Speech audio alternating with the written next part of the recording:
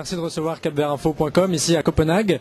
J'ai envie de vous poser une première question. Pourquoi aujourd'hui vous êtes au sommet des maires ici à Copenhague?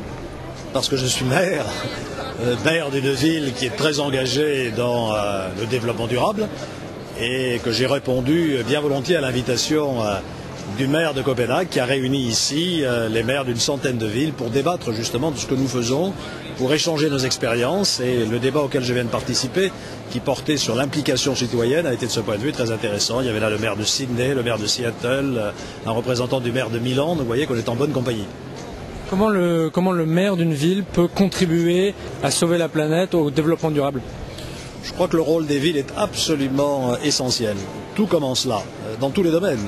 D'abord parce que dans nos pays développés, 80% des gens vivent en ville. C'est là que se trouve l'essentiel de la population. Et nos villes sont les principales émettrices de gaz à effet de serre avec le transport urbain et avec le logement. Donc vous voyez qu'on est en première ligne, mais on a aussi des solutions. Et je l'ai vu aujourd'hui, tout au long de la journée, les villes développent toutes des actions extrêmement ambitieuses. D'abord sur les transports. Comment faire en sorte que les voitures soient moins présentes dans nos villes et polluent moins lors de nos villes. Alors c'est les tramways bien sûr, mais le vélo, particulièrement populaire ici à Copenhague. Nous avons aussi des stratégies en matière de logement, comment mieux isoler les logements pour diminuer la consommation d'énergie, des stratégies aussi en matière éducative, parce que la sensibilisation de la population est tout à fait essentielle. Bref, les villes font beaucoup et peuvent faire beaucoup. Les villes, c'est la politique. Est-ce que les entreprises peuvent aussi, elles, contribuer à l'amélioration de...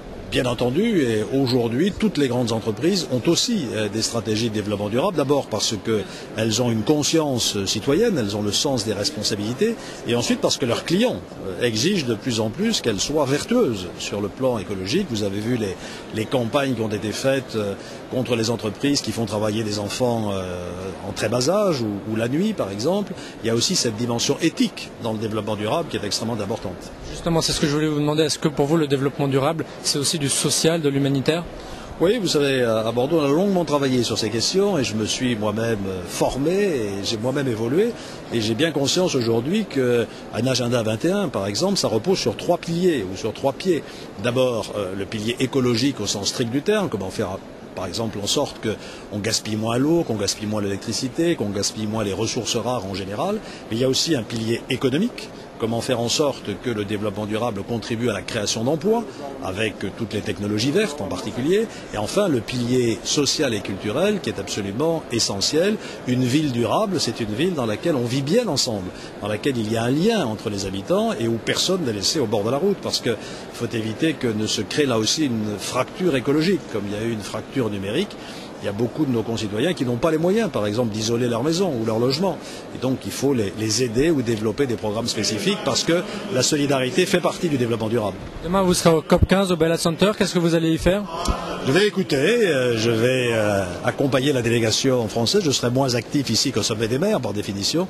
Mais ça m'intéresse beaucoup de savoir comment cette négociation va se dénouer parce qu'on est dans un moment de crise aujourd'hui. C'est un peu normal dans toutes les négociations internationales. Il y a un moment où ça bloque. Il faut débloquer. Et j'espère que la délégation française, conduite par Jean-Louis Borloo, sera particulièrement efficace de ce point de vue. Juppé, merci beaucoup, à bientôt. Merci.